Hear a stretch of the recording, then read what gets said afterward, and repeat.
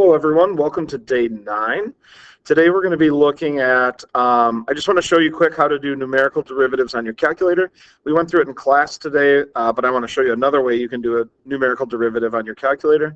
We're going to talk about estimating derivatives from a table, and I'm going to give you some derivatives that I want you to memorize. So let's take a look at this example quick. If f of x is 32 over root x, find f prime of 4. Okay, so I'm going to go ahead and solve this by hand, and then I'm going to check my answer on the calculator. So the first thing I would do here, before I find f prime of 4, I need to find f prime of x. Before I find f prime of x, I need to rewrite f of x. So my first step here would be to rewrite f of x. I'm going to rewrite f of x as 32x to the negative half. Again, root means half power. Since it's in the denominator, when I kick it up to the numerator, I have to make it negative half. Therefore, f prime of x would be 32 times negative half. That's negative 16x. And then I have to reduce the power by 1. Negative half minus 1 is negative 3 halves. I want you to write it as a fraction, negative 3 halves, not negative 1.5. Because when we plug in 4, it's going to make more sense as a fraction. Okay, but before I plug in 4, I want to rewrite my f prime of x to have a positive exponent. And then I'm also going to think about it in terms of roots and exponents. So f prime of x, this negative 16 needs to stay in the numerator because it does not have a negative exponent. But I'm going to throw this in the bottom. And again, it looks like this. Most people do this in one step, and I'm just going to show you in 2. That's the first step. And again, the bottom number, the denominator there, is the type of root. So I know it's the square root of x.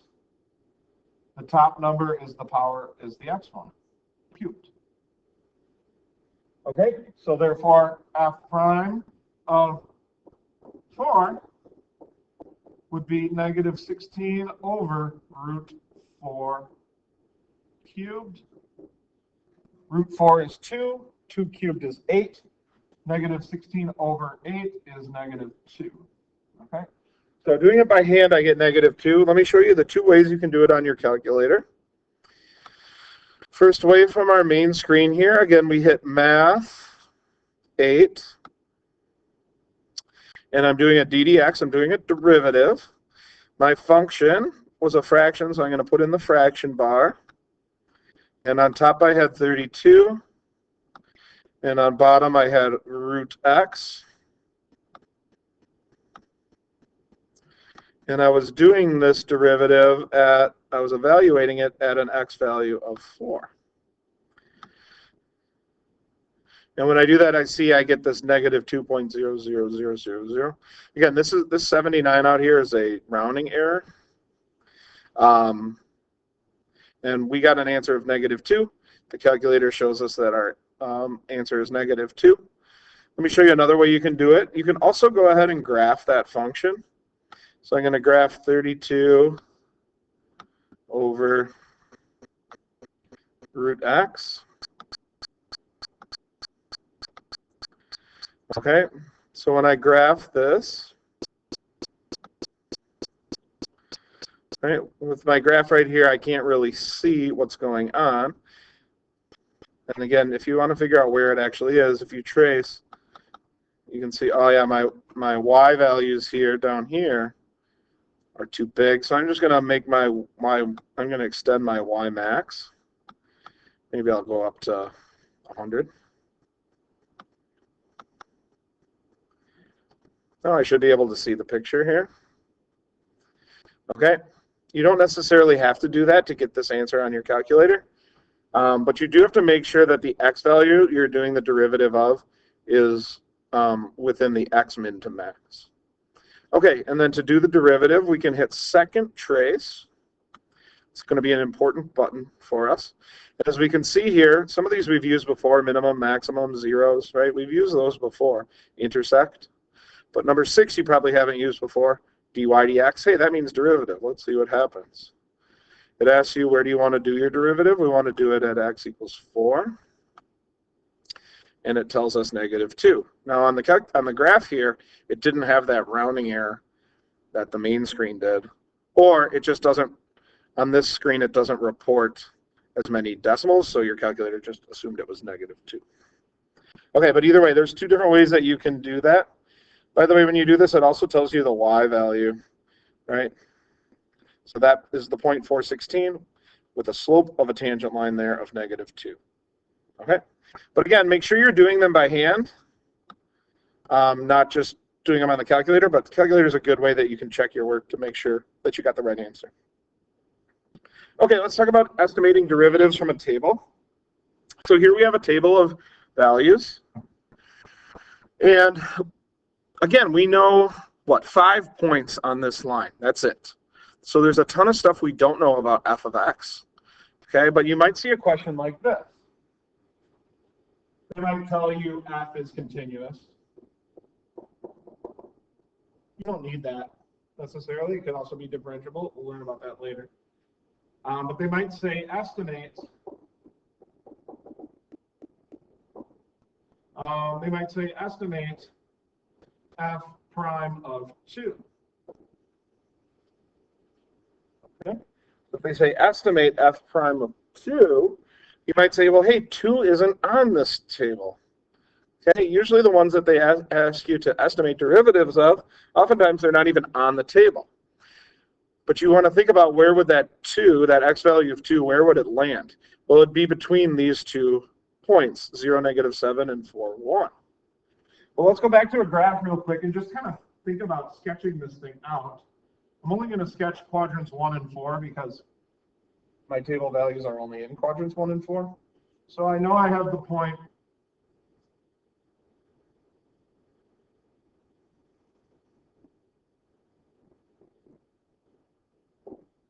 I know I have the point 0, -7. I know I have the point 4, 1. I know I have the point 8, 9.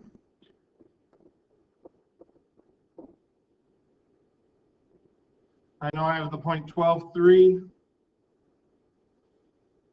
And I know I have the point 16, -2. Again, I don't know how these things connect. Maybe they connect like this. Or maybe they connect like this. Or maybe they connect like this.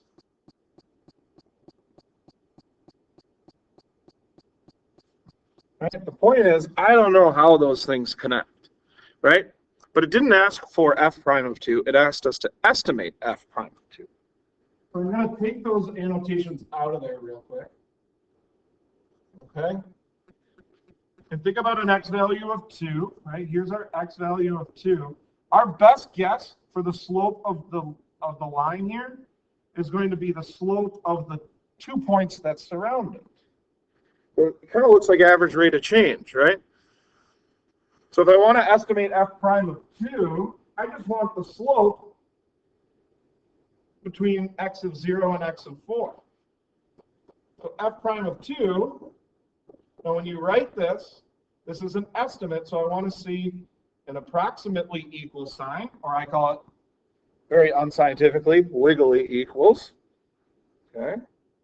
F prime of 2 then could best be estimated by looking at the slope between these 2 points. Well, the slope between these 2 points will just be f of 4 minus f of 0 over 4 minus 0. Once again, they're going to want to see a difference quotient here. Okay. Now, this is approximately equal to this. But what we're going to do now is simplify this. And everything from now on out is going to be exactly equal to f of 4 minus f of 0 over 4 minus 0. So we can use regular equal signs from here on out. Okay.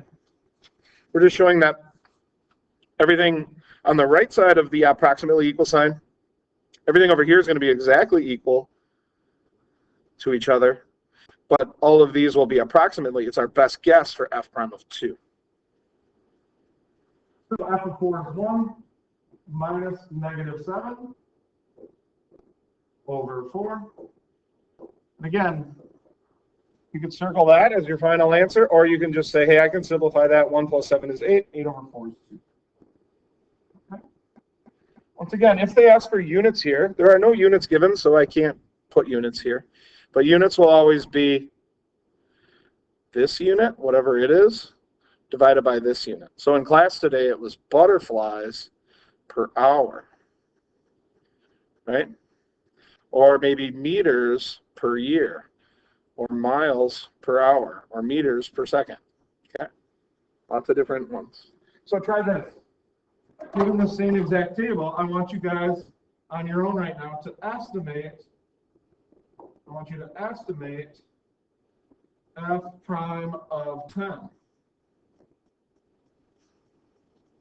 Go ahead, pause the video, or just think about it in your head. What would f prime of 10 be?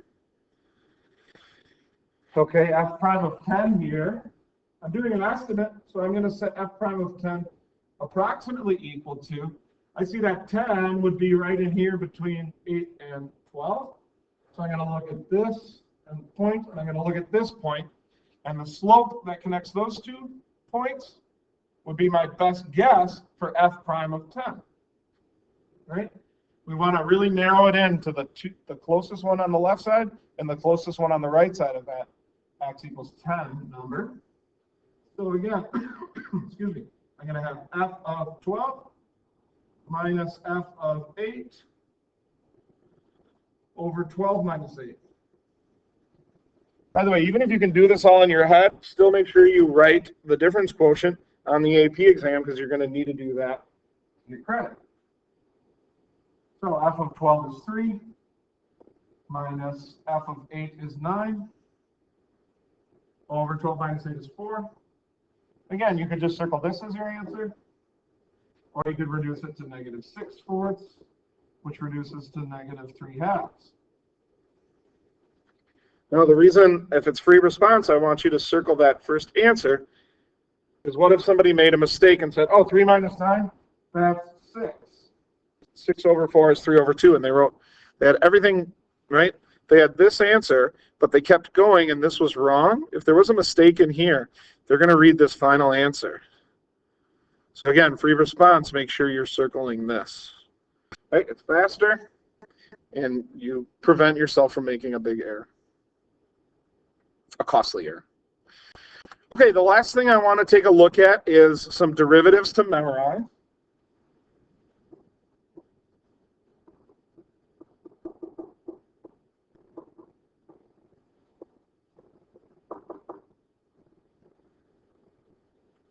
I want to star this page in your notes so you can go back to it if you need to, but we need to be committing these to memory. Okay? And we just have a few of them. The first one is the derivative of sine x. Again, this ddx just means derivative. The derivative of sine x gives us cosine x.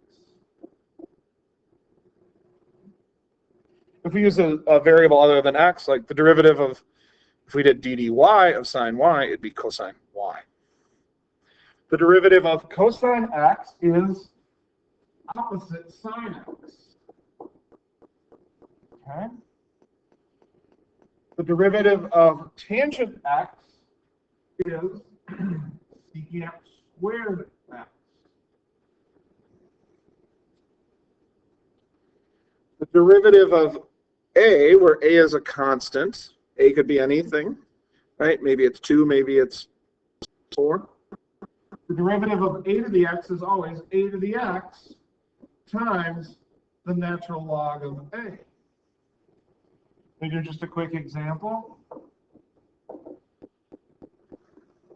If f of x is 3 to the x, f prime of x then would be 3 to the x, but then I'd have to multiply by ln 3.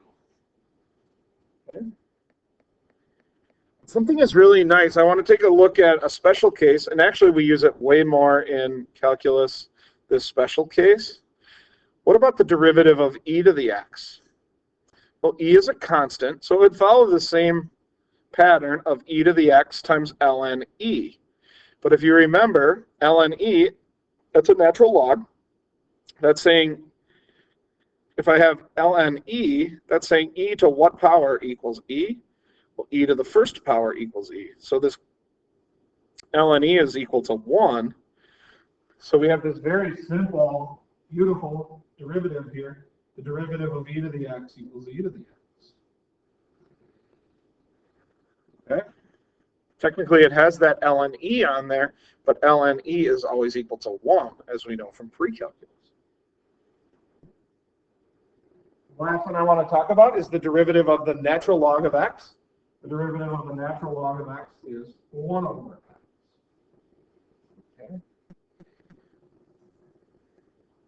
Now, just something kind of interesting. If we took a look, we're not going to get into the depths of proving why this is necessarily, but I want to just take another look at this first statement, the derivative of sine x equals cosine x.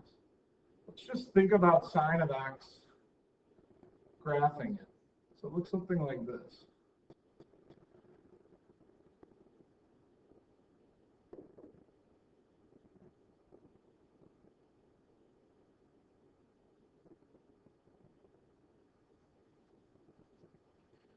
This is the graph of y equals sine x. Okay. I'm going to clear this to give me a little space. Well, when we take a look at this, right, if we thought about slopes of tangent lines, right, think about a slope of a tangent line right here. Well, we can see that that has a positive slope. It kind of looks like it's positive 1. So if I wanted to just map what this derivative looks like, at 0, it appears to be at positive 1. What about the slope of the tangent line at pi over 2 here? Well, that slope looks pretty horizontal, right? It looks like it's 0.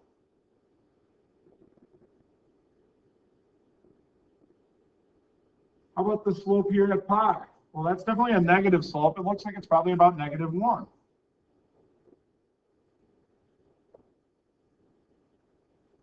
How about this slope at 3 pi over 2? Well, that looks like, again, 0. And how about our slope at 2 pi? Well, that seems to match our slope at 0 of 1. And what you see here is the formation of this cosine graph. And we can see we have something that looks like this. And we know that this graph is y equals cosine x. Okay, that doesn't tell you why the derivative of sine is cosine, okay? But it does show us that, hey, it does seem to follow that pattern. And if we looked at cosine's derivative, we say it starts at 0. But here, this slope appears negative, where sine is positive. That's why this has to be negative sine x. Okay, interesting stuff to look at. We'll stop there. Again, remember, don't forget to upload a picture of your notes onto Canvas. Talk to you guys later. Bye.